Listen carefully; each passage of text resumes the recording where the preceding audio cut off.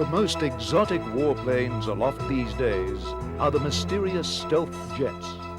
The F-117 Black Jet is a unique night attack aircraft, unlike any single-seat fighter ever to fly. And its larger relative, the B-2 Advanced Technology Bomber, is the most advanced strategic bomber in the world today.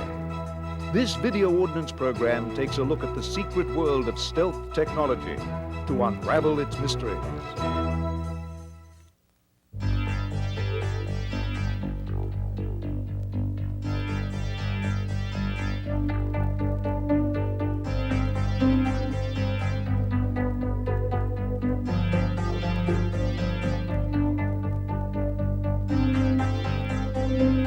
For decades, air forces have attempted to reduce the vulnerability of their aircraft by making them less visible to the enemy.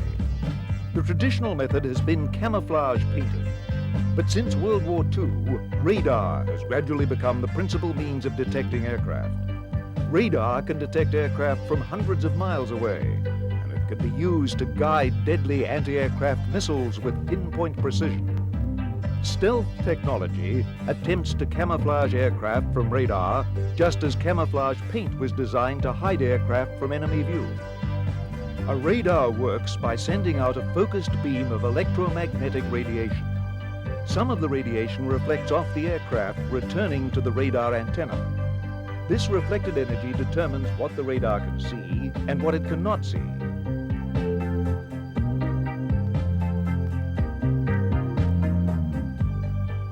The wizard war to blind radar began in World War II. Bombers dropped thin strips of aluminum foil called chaff. Carried by the winds, these formed huge clouds on enemy radar screens, making it impossible to determine the precise location of the attacking bombers. By the 1950s, advances in radar technology allowed radars to see through the obscuring cloud of chaff. Its place was taken by electronic jamming. Aircraft carried electronic countermeasure systems which sent out a strong signal. They blinded the radar by overwhelming the reflected radar signal with a stronger false signal. Every new technology provokes a countermeasure. By the 1970s, jamming could be circumvented by new frequency-hopping radars. A curious little missile of the 1960s suggested another approach. The Quail decoy missile emphasized that the visibility of an airplane to radar was determined as much by its shape as its size. Certain shapes, such as 90-degree corners, concentrate radar signals and reflect them strongly. The Quail exploited these features so that it would appear as large as a B-52 bomber to enemy radars. The B-52 bombers could launch several Quails on false headings, confusing the enemy about the number and location of the real bombers.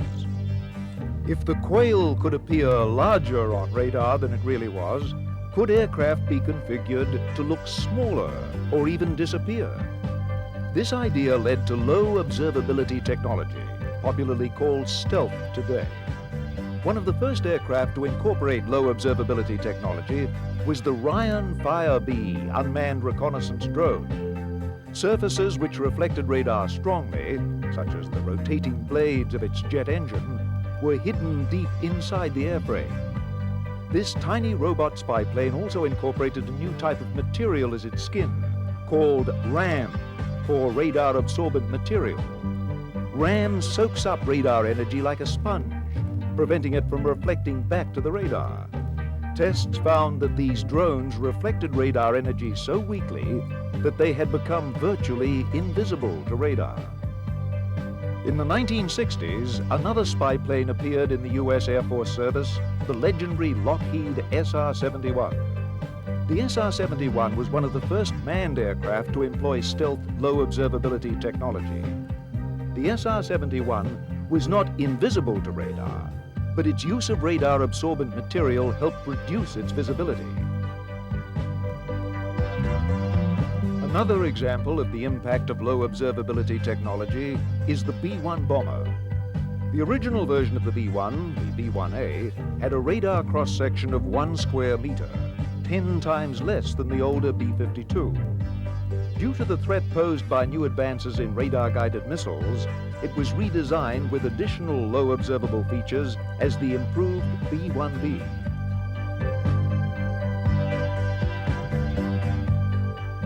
The B-1B version had a radar cross-section of only about 1/10 of a square meter, 1/100th that of the older B-52 bomber. The improvement between the B-1A and the B-1B hinted at the potential of this new advance in the Wizard War. The question was, if low observability technology could reduce the visibility of aircraft, could it actually make them disappear?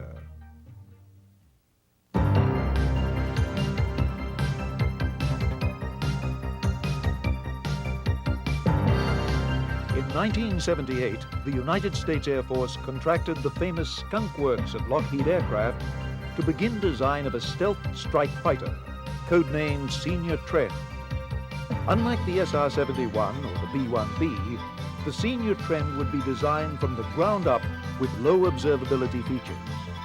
Tests had shown that by carefully shaping the contours of the fuselage, the aircraft's radar cross-section could be reduced dramatically. This resulted in the very unusual shape of the Senior Trend, later named the F-117A.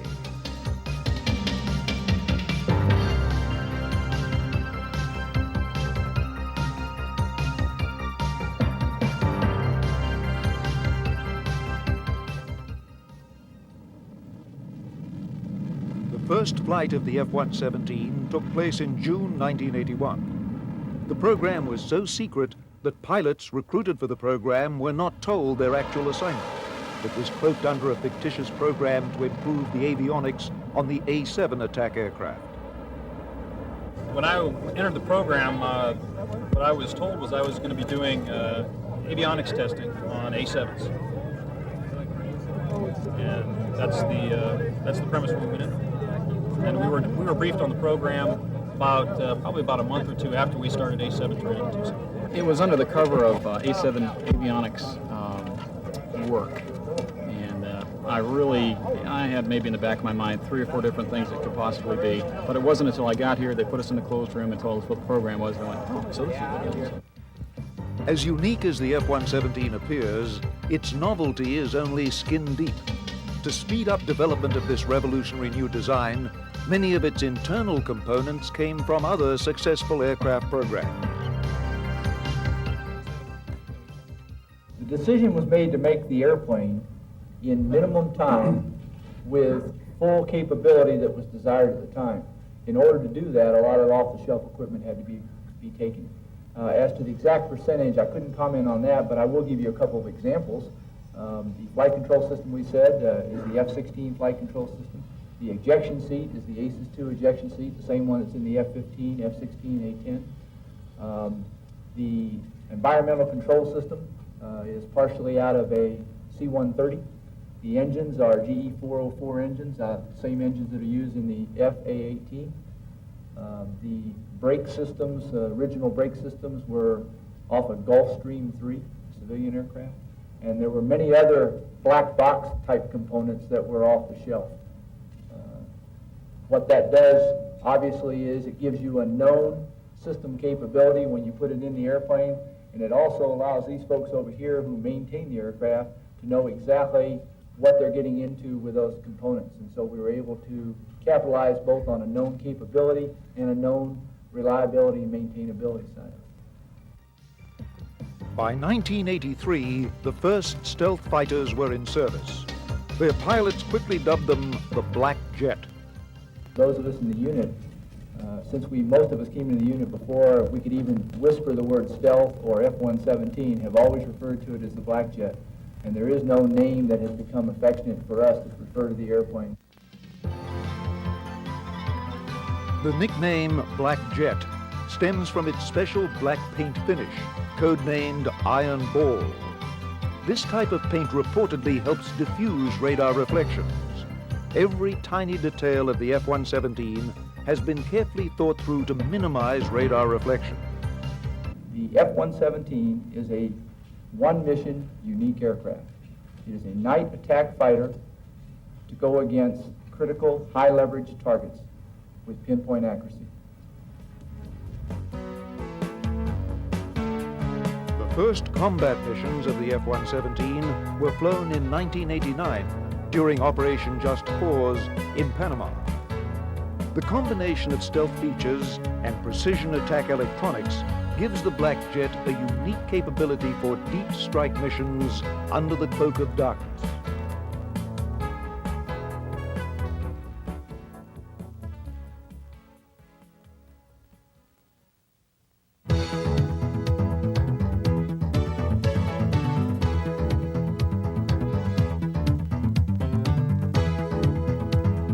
The F-117 Black Jet is flown by an elite group of pilots of the 37th Tactical Fighter Wing. The pilots were handpicked not only because of the secrecy of the program, but because of the demanding nature of night attack flying. The wing commander describes the qualifications for Black Jet pilots.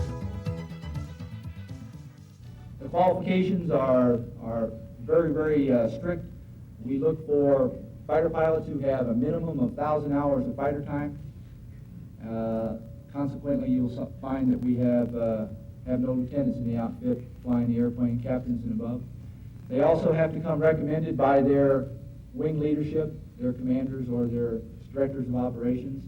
And then we go through a screening process to make sure that the qualifications they're coming to with us meet the standard. All those qualifications all add up to one thing. Realizing, of course, the airplane is a single-seat, nighttime attack aircraft that flies basically autonomous. That requirement is a maturity type requirement to make sure that we have the best pilots capable, because as I said before, flying the airplane is very easy. But to be able to make all those decisions and to operate autonomously, we look for the experience factor. The Air Force, everybody that flies the airplane is specially screened for it because of the mission and the capability of the airplane. It required a certain experience level in order. In other words, they didn't want people coming right out of pilot training here to fly the airplane. Not necessarily due to rank, but based on experience. The requirements were to have 1,000 hours of fighter time in order to get into the program.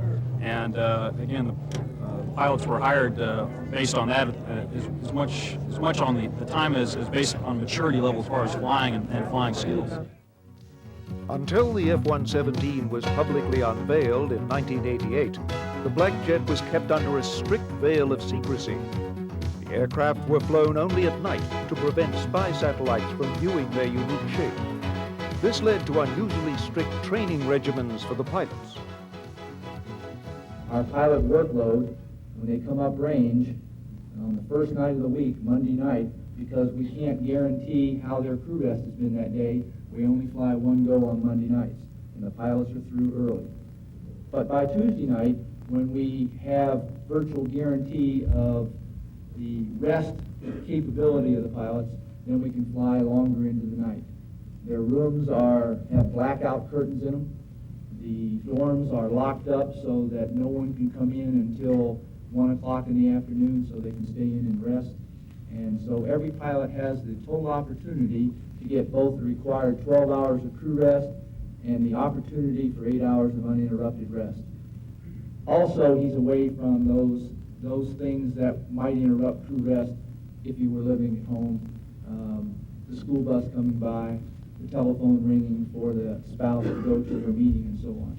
So we prevent it by taking care of it before it happens, and we don't have a problem with it. The very unusual shape of the F-117 would suggest it is very different to fly than conventional fighters. Indeed, it was widely rumored that the F-117 was nicknamed the Wobbly Goblin due to unusual flight characteristics. The pilots feel otherwise. Let me say that I have talked to virtually every pilot who has ever flown the airplane, and I can find no pilot who has ever referred to the aircraft as a Wobbly Goblin. And the airplane flies very well. Joe, why don't you just talk about in general terms about flying characteristics? Actually, the pilots that fly the airplane are kind of offended by that term, and we'd like to squash it at this point. I was also very surprised when I first saw the airplane. It's very different looking. I used to fly the F-4 and the F-111, and this aircraft handles very similar to most other fighters that we have in the inventory. It has a fly-by-wire flight control system that's almost exactly the same as the F-16, so it handles very nicely. The airplane turns just like any other aerodynamic vehicle. When you have to turn, aerodynamics make you have to bank the aircraft to turn the airplane. It's not like a train that can go around the tracks like that. You have to turn it. And it flies just like any other airplane at all. There are no other specific characteristics. It is a very, very easy airplane to fly, as I said this morning. It has flying characteristics of any other fighter I've flown, and have no difficulty flying the airplane, and you don't have to adapt anything different to fly the airplane. The way the aircraft flies, it flies, I don't know, it flies great. You can't see much of the fuselage, as you can imagine, from up front in the cockpit. Feels like you're on the tip of a spear as you're out flying. All I can say is exhilarating. It's a good airplane to fly.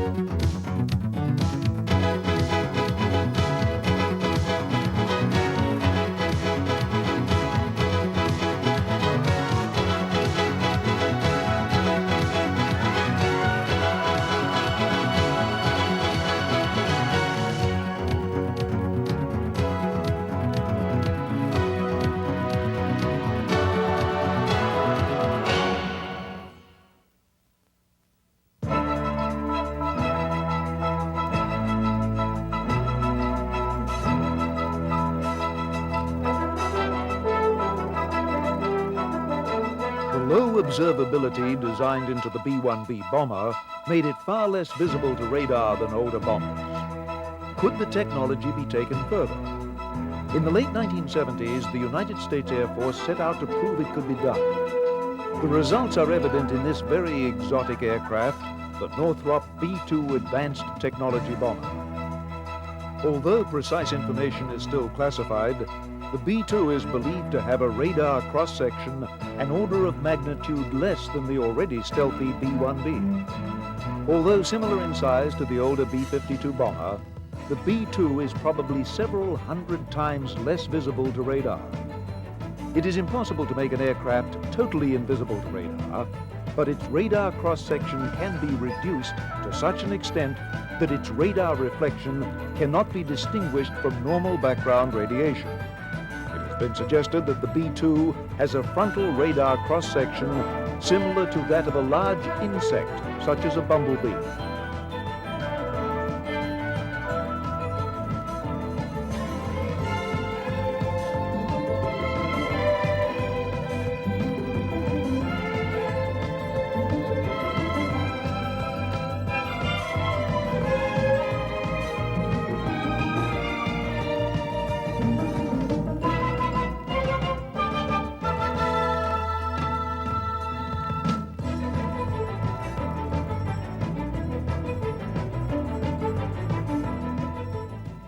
The additional stealth capabilities of the B-2 were sought because of the mission of strategic bombers.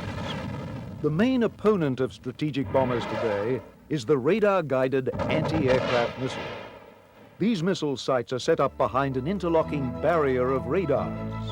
The map here shows how far each radar can see when searching for a conventional aircraft such as the B-52. The bomber cannot get through the radar line without being seen by at least one of the radars.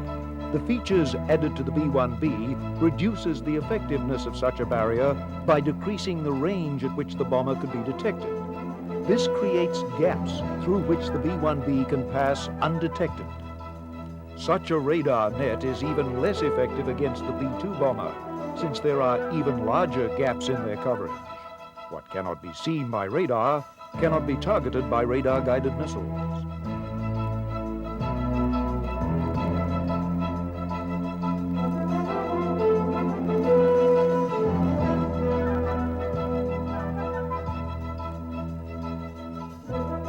B-2's stealth features are contained in its unique shape. The B-2 looks very different from the F-117 stealth fighter since it uses more recent low observability technology.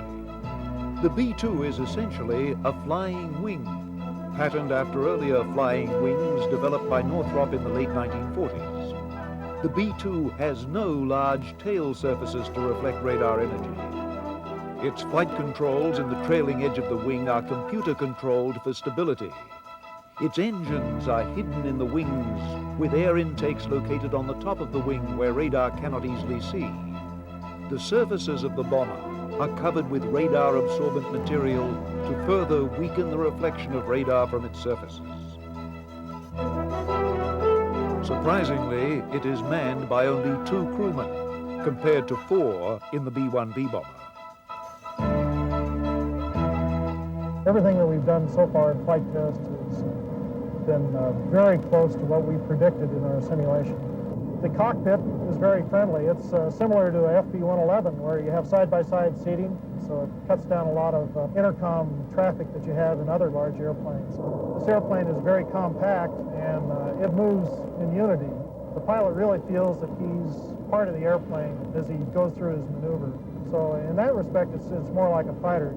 I remember one particular thing on Flight 3, I put the throttles to just below max continuous thrust. The airplane just accelerated away, and it really caught the chase airplanes by surprise. They just couldn't believe that this big an airplane could accelerate that fast. That Gents is an airplane that really wants to fly. It's going to have that really good payload capability and just an incredible range. And of course, those things are what you're looking for in an airplane.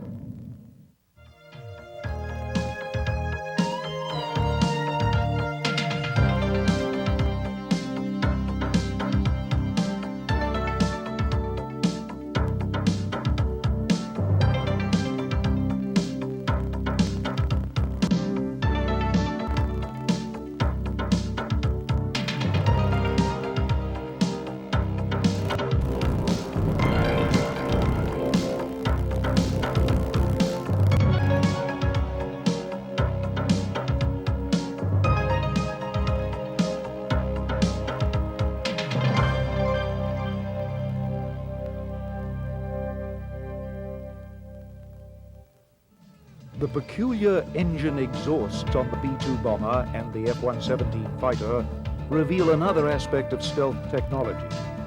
Since these designs so effectively counter radar detection, an enemy force might be tempted to use another means to determine their location. Sound detectors, tested in combat since World War I, have proven to be largely ineffective. The most likely candidate as a backup sensor is the infrared detector, which picks up heat differences between the aircraft and the natural background. As in the case of radar, infrared technology can also be used for missile guidance, with missile homing in on the hot exhaust gases of a jet engine. The F-117 Black Jet uses an infrared detector instead of radar. Soviet fighters, such as the MiG-29 and the Sukhoi 27, use infrared detectors to supplement their radar, and are armed with both radar-guided and infrared-guided missiles. The unusual engine outlets on the B-2 and the F-117 contain design features to defeat infrared sensors and infrared-guided missiles. How these systems work is still highly classified, but probably includes methods to reduce the heat signature of the engine. The unique features of the B-2 and the sophistication of its design have led to a stiff price tag. The B-2 Advanced Technology Bomber is currently estimated to cost over $500 million apiece, making it the most expensive warplane ever proposed for series production.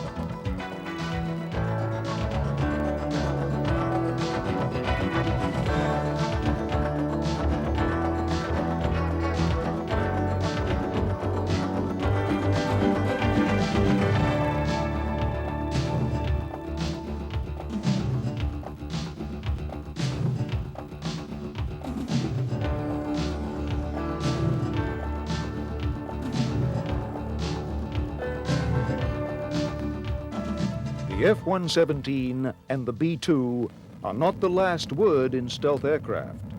Other combat aircraft are under development, such as the YF-22 and the YF-23 Advanced Tactical Fighters. But the B-2 and the Black Jet will go down in the pages of aviation history as the pioneers of stealth technology.